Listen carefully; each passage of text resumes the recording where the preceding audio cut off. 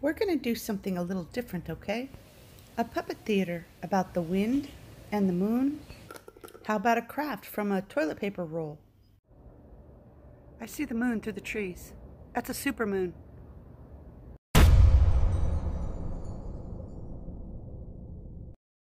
That's a big moon.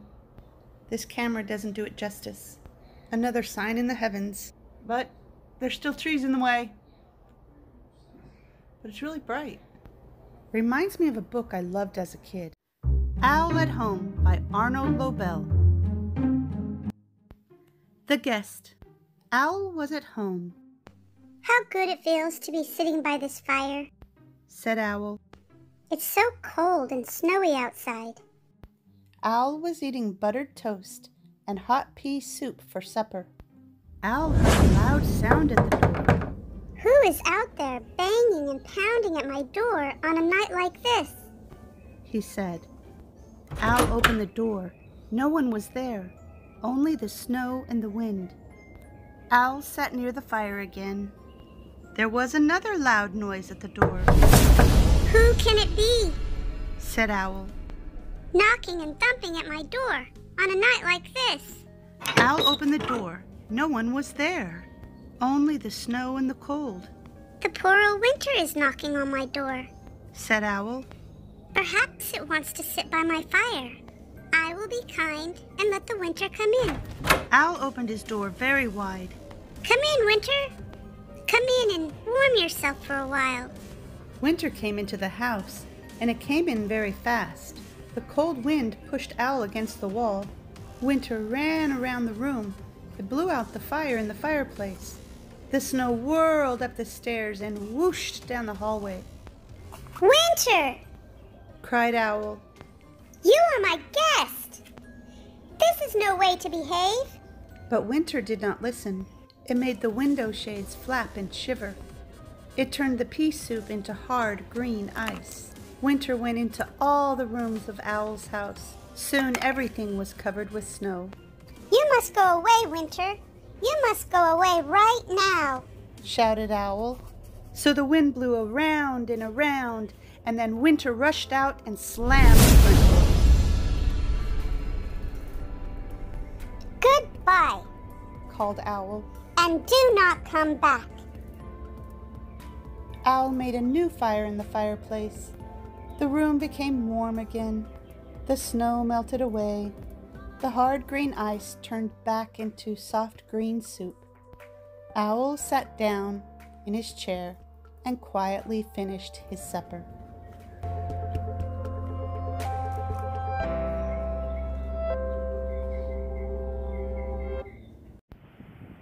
Owl and the Moon.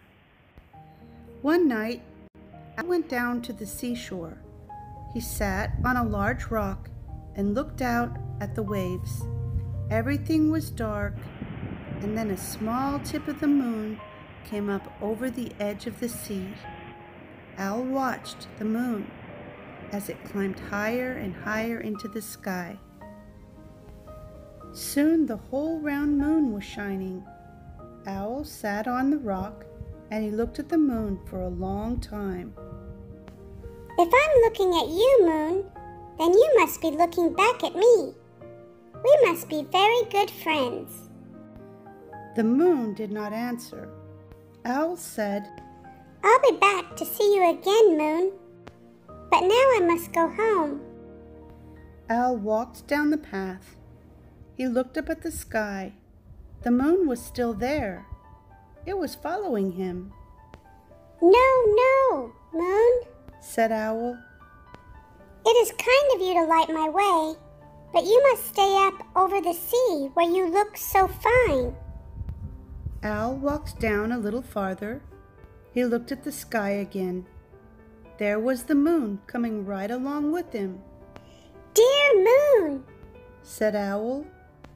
You really must not come home with me. My house is small.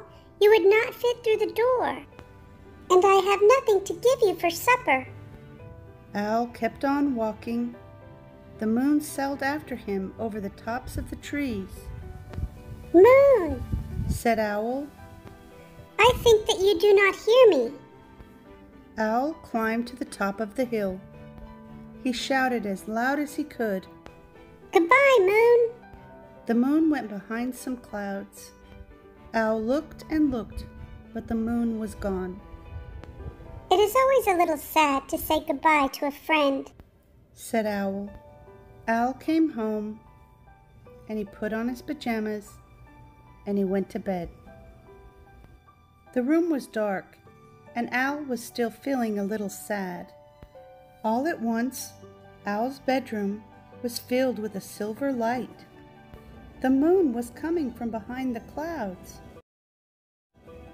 "Moon, you have followed me all the way home. What a good round friend you are."